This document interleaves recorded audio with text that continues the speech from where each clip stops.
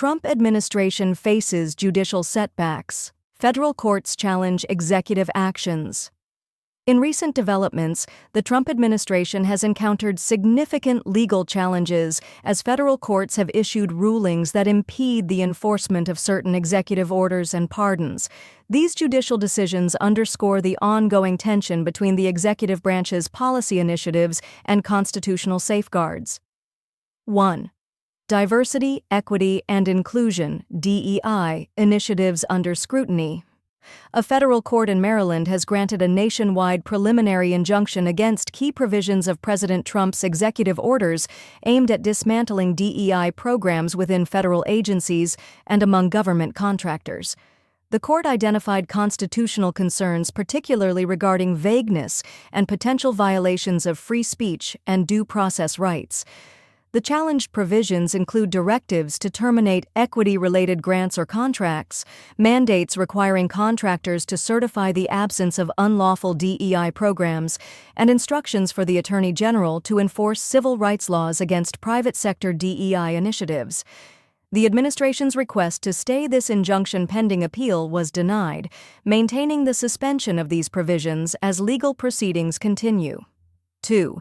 Invocation of the Alien Enemies Act for expedited deportations. In a controversial move, President Trump invoked the Alien Enemies Act of 1798 to expedite the deportation of individuals affiliated with the Venezuelan group Tren de Aragua, labeling their presence as an invasion orchestrated by the Venezuelan government. This statute, historically dormant since World War II, grants the president authority to deport non-citizens from hostile nations. The action has prompted immediate legal challenges.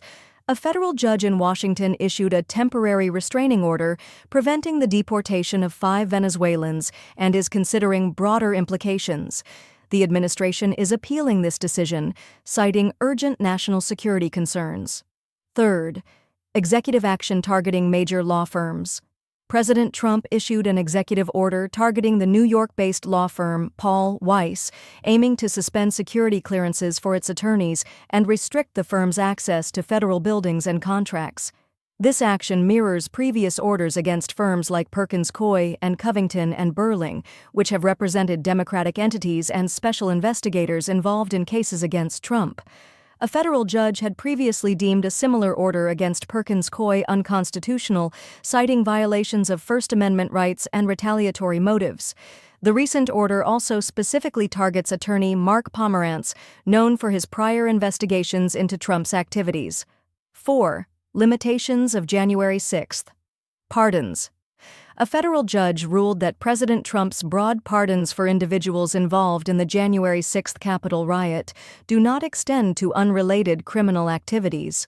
Specifically, Edward Kelly, who was pardoned for his participation in the riot, remains incarcerated due to a separate conviction for plotting to assassinate FBI agents investigating him. The court determined that Kelly's conspiracy to commit murder was distinct from the events of January 6th and therefore not covered by the pardon. This ruling clarifies the scope of presidential pardons, emphasizing that they do not shield individuals from accountability for independent criminal conduct. Implications and future outlook. These judicial interventions highlight the checks and balances inherent in the U.S. political system, ensuring that executive actions align with constitutional principles. The administration's attempts to reshape federal policies and address perceived threats have met with legal resistance, reflecting the judiciary's role in safeguarding individual rights and maintaining the rule of law.